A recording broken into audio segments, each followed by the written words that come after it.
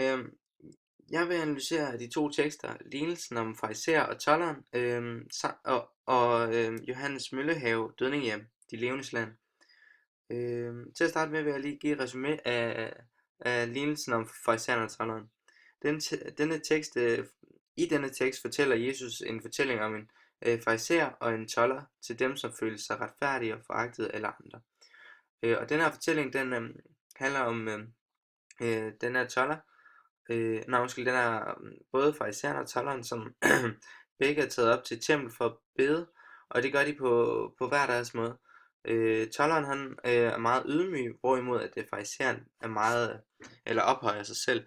Rent faktisk så siger farisæeren ordret, øh, Gud, jeg takker dig, for jeg ikke er som andre mennesker, røvere, uretfærdige og ægteskabsbrydere, eller som tolderen der. Rent faktisk så peger han ligesom tolderen ud. Tolderen derimod er meget ydmyg. Der står skrevet, men tolderen stod afsides og ville ikke engang løfte sit blik mod himlen. Altså, tolderen var meget ydmyg, hvorimod farisæeren var meget ophøjet.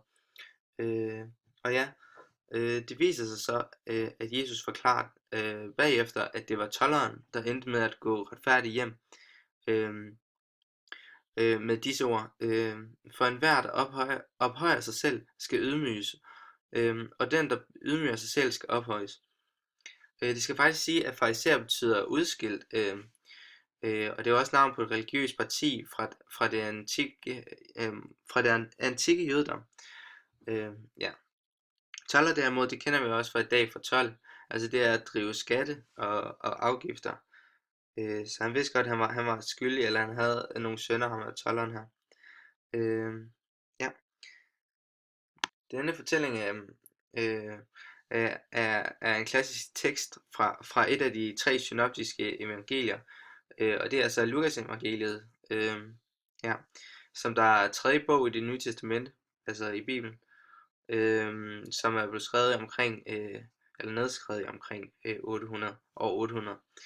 Det er de kristnes helligskrift, og det er hovedsageligt beretninger og fortællinger om Jesus under og efter hans død.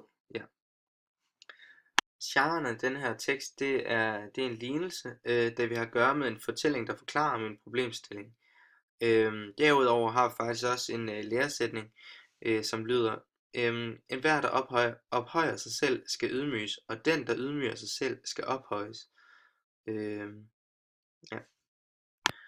Denne fortælling er fortalt med indefra synsvinkel, da Lukas jo er Jesus disciple, eller et af Jesus disciple, og Lukas derfor også reklamerer eller på en måde prøver at sprede den her religion, hvilket er en tendens man følger, eller sådan en tendens der er tydelig, da vi ligesom får forklaret, at det er ligesom Jesus ord det her. Det her, det giver også det er også legitimation for læresætningen, fordi at afsender lige præcis er Jesus, og en del af treenigheden, så derfor bør man følge det her, hvis man skal stemme overens med hvad Gud mener. Og ja, altså appelformer her i, det bliver også brugt ethos hovedsageligt. Det er faktisk den jeg lægger mest vægt på, da dels at Lukas som sagt er et af de tætteste disciple til Jesus, samt at Jesus også er en del af treenigheden igen.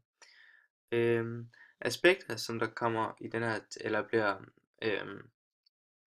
aspekter i den her fortælling, har jeg tænkt mig at fortælle om hovmod, for jeg synes at den her retfærdighed, den er meget, jeg vil ikke sige snu, men at for eksempel den her farisæer, som der ophøjer sig selv, han er meget hovmod, fordi at han ligesom slet ikke tænker, altså han stiller sig et meget bedre sted end tolderen.